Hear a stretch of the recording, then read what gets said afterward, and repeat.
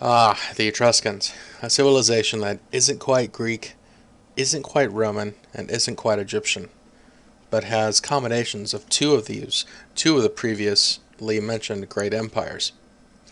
Now, for being such a small civilization, it was known throughout almost all of the ancient known world, or rather, the classical known world. Why? Well, I'll get to that here in just a little bit.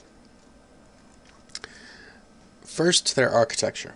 Now, if we think back to Greek architecture, we can think of the columns that went all the way around the buildings, and Etruscan buildings didn't quite follow that rule.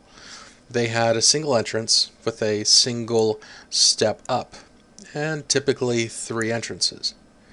We have seen that pattern before, though, in Greek architecture. One of the main reasons we don't know much about their architecture is because not much of it lasted.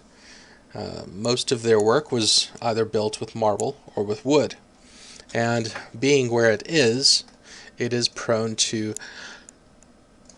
strong geological activity, namely earthquakes and volcanoes. These earthquakes and volcanoes did quite a nasty number to buildings made out of marble or made out of wood. Now, one of the nice things about their wood construction, their technique, a new type of construction here called wattle and daub, utilized pieces of wood woven within other pieces of wood. Now, this would resist the shaking of the earth, but was a little more prone to fire. And because it's wood, it doesn't have the longevity that, say, a large multi-ton piece of marble does. But that's not to say it wasn't without merit. Wattle and daub construction is still used to this day throughout the world, and there are numerous wattle and daub houses in England that have lasted hundreds of years and that are still lived in. Typically, we associate this type of construction with more primitive third world countries or primitive civilizations, but it was fairly cutting edge and versatile. It still is versatile.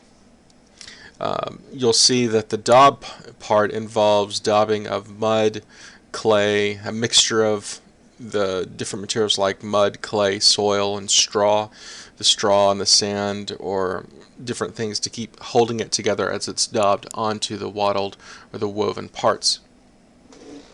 Looking at their ceramics, their pottery, and their sculpture, we can see a strong influence from Greek civilizations and Greek culture. It's because, of course, they were trading, and as they're trading, they're getting that different imagery.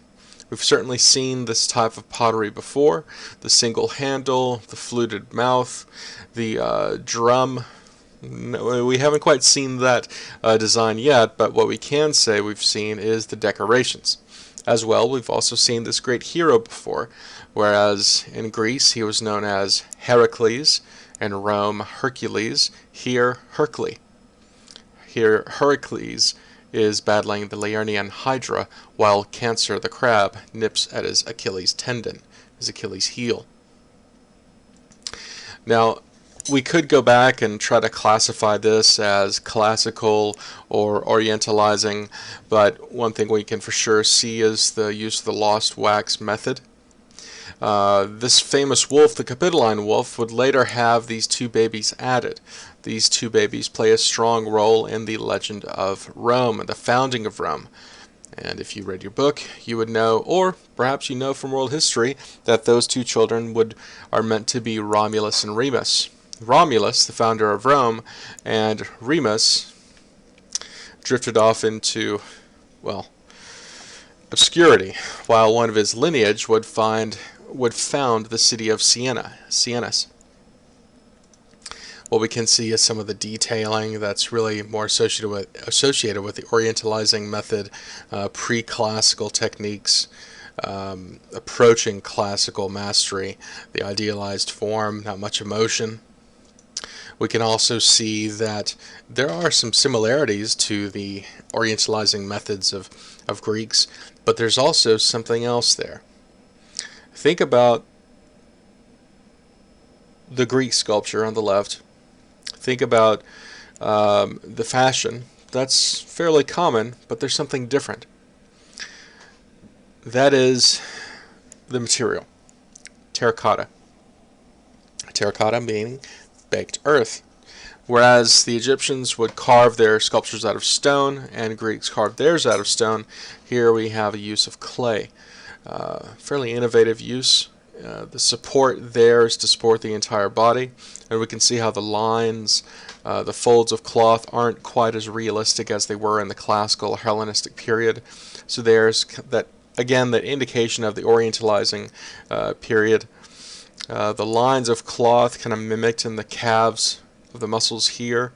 Anyone who walks a lot, or if you know someone that walks as a hobby or jogs a lot, you can see that they have those really tightly defined calves. You can see the kind of dookie chain roped kind of hair here, that kind of Prozac smile and very slanted eyes that's so commonly associated with the Orientalizing period, pre-classical period. And here again we have the influence of the Greeks in their faith, not so much the Egyptians.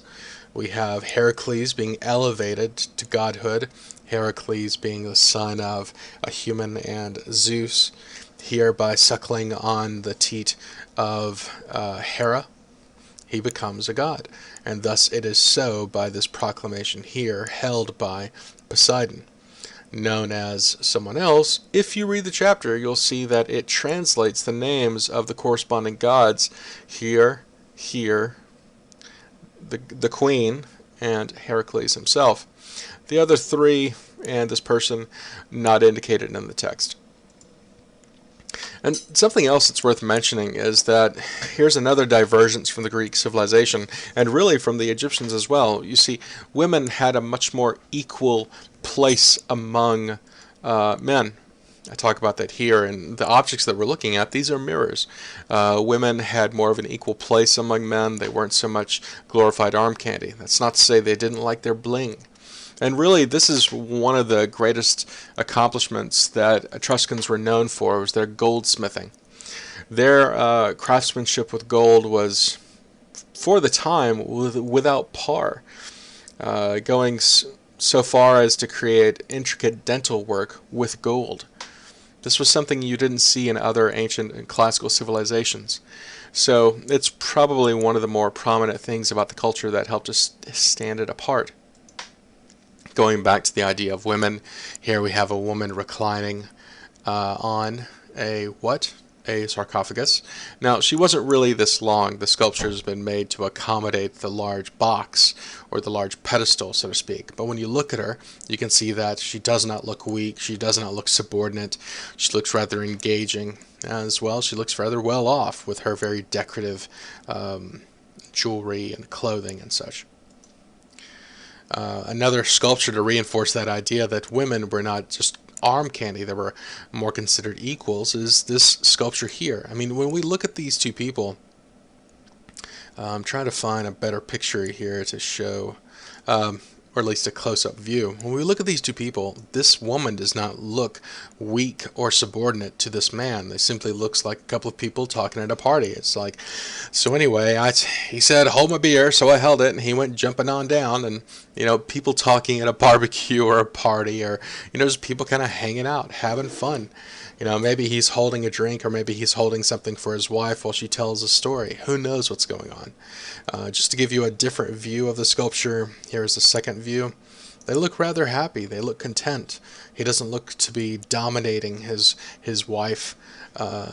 He doesn't seem to be stepping in front of her. In fact, she's in front of him. He's taller, but it doesn't seem to be such a major ordeal here. Now, why are they on this pedestal, and why are they lying down? That speaks to something else, which I'll get to in just a moment. And finally, here's the influence of the Egyptian civilization, because you have to remember that, you know, Egypt was just a little to the south.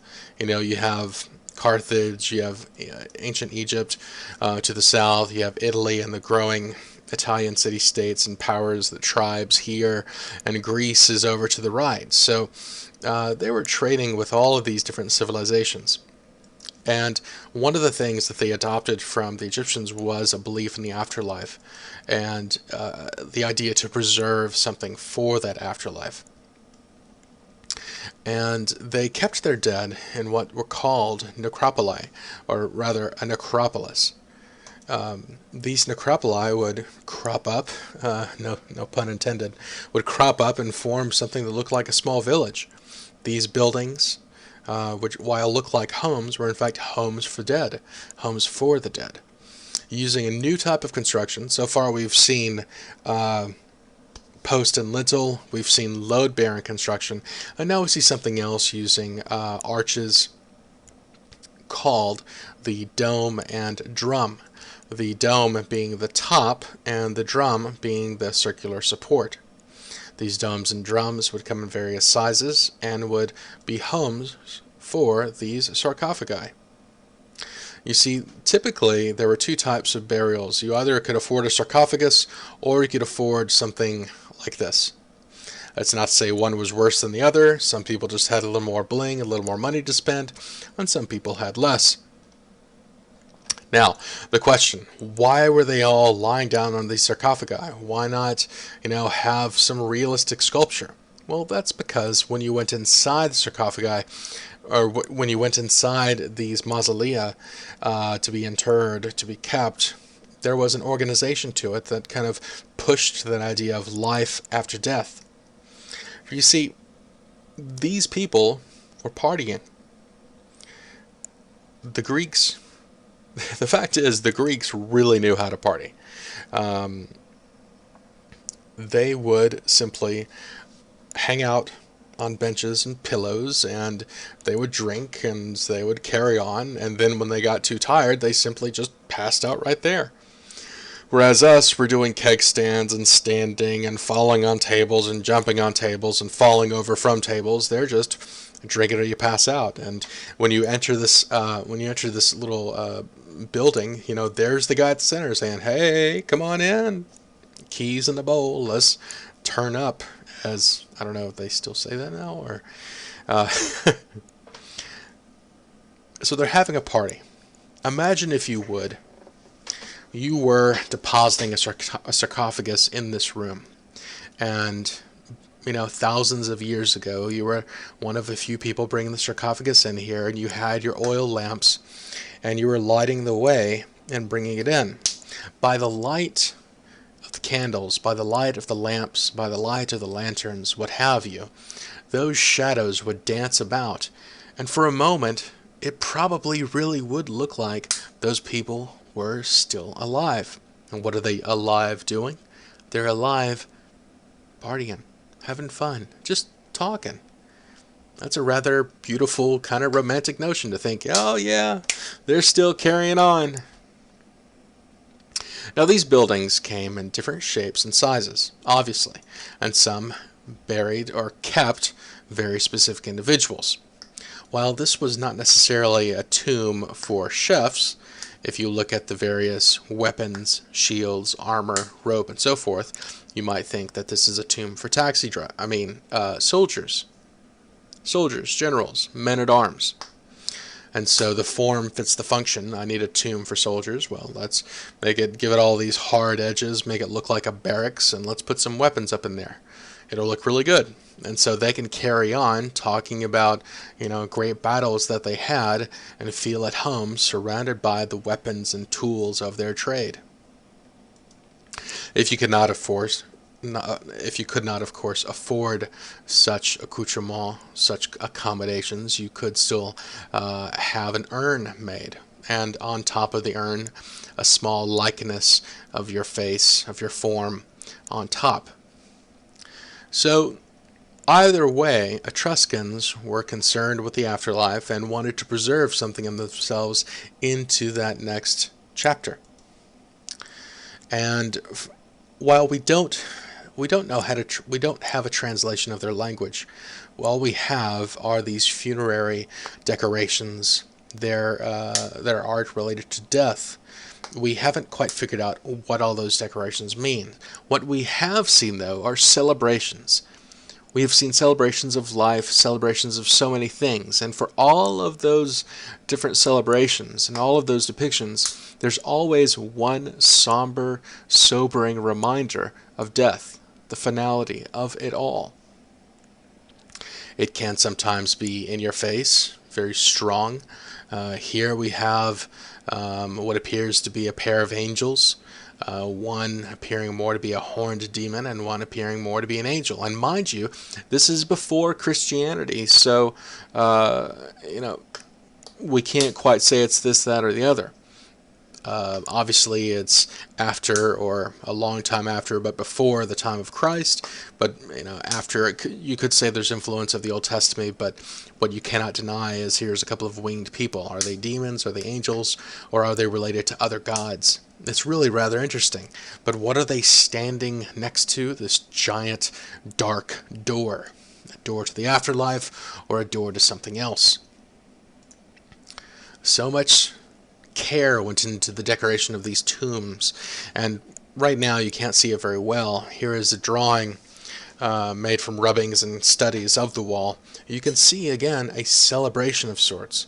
I'd like to zoom in on it to see if you can guess where is that somber reminder of death. So is it the guy actually playing the music? Is it in the plants? Is it in the people dancing? Most of the time my students say, well, it's the dog because he's looking away. Other people say, it's the rabbit because the rabbit should be jumping about or trying to, do whatever rabbits do. It's neither here nor there because there really is no answer until we get that translation of their language and really begin to understand their culture. There's only so much we can speculate on.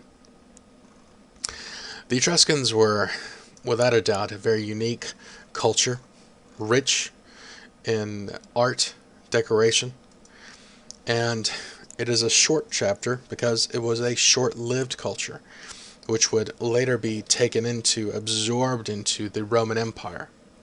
From this chapter, though, we have discovered three new things. Pilasters.